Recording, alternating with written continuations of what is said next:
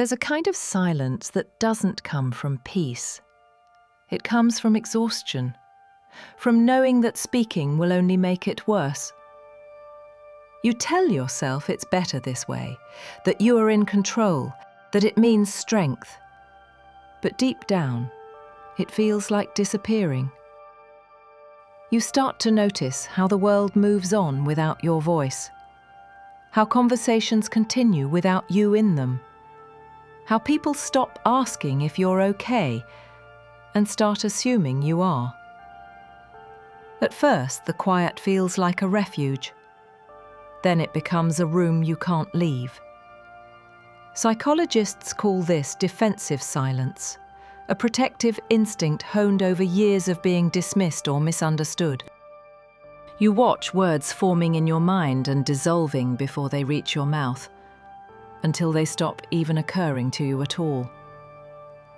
You feel emotion build like static, but you've learned what happens when you let it out. So you swallow it, again and again.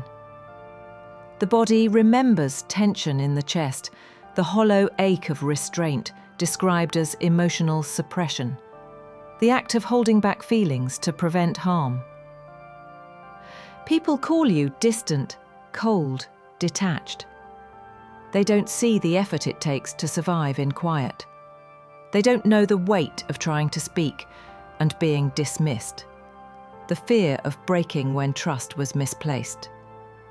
So you retreat, protecting the fragile part of yourself that still wants to be whole.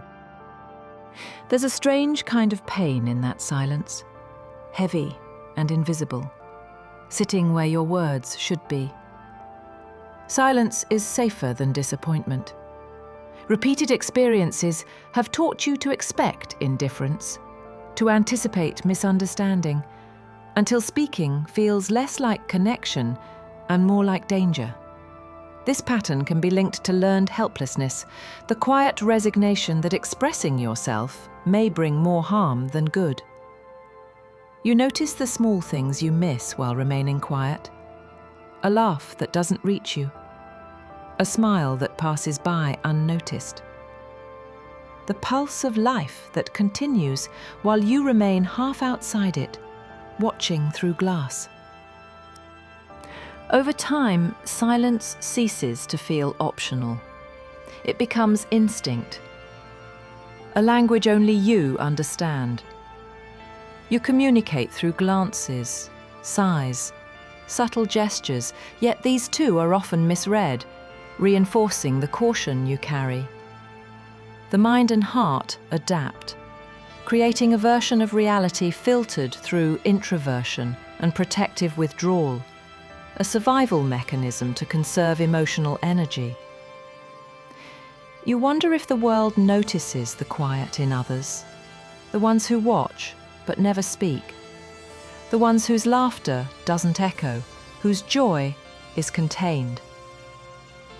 You wonder if they understand the effort it takes to survive in silence, or if they mistake it for indifference. It is paradoxically armor and cage. It protects you, but it isolates. It prevents pain, but it denies connection.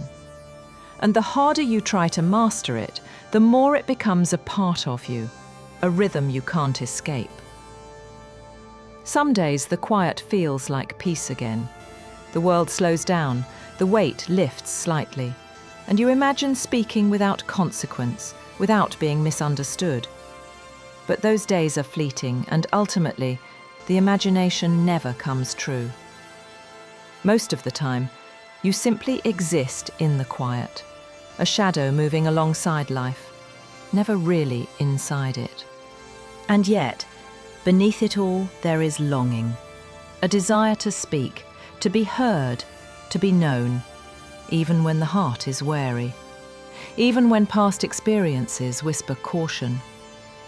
There's a quiet ache for connection, for recognition, for being understood. Even if it can't be fully satisfied, even if the world cannot fully grasp your inner life. We could call this sense of invisibility and yearning existential isolation. the awareness that no one can completely inhabit your inner world. You wonder if the day will come when your voice is brave enough to leave the safety of silence. Because deep inside, you want to know what it feels like to matter, to reach out and not be ignored, to speak and to be understood, instead of being asked to justify yourself. You remain observing, feeling, swallowing, learning, waiting, for the moment when the silence might finally become optional, and your words, long held back, can flow freely, as a gift, to yourself and to the world you've been watching. But until that day, you carry the silence with you. It's heavy, familiar, and it's yours. While your voice waits patiently for the moment to return,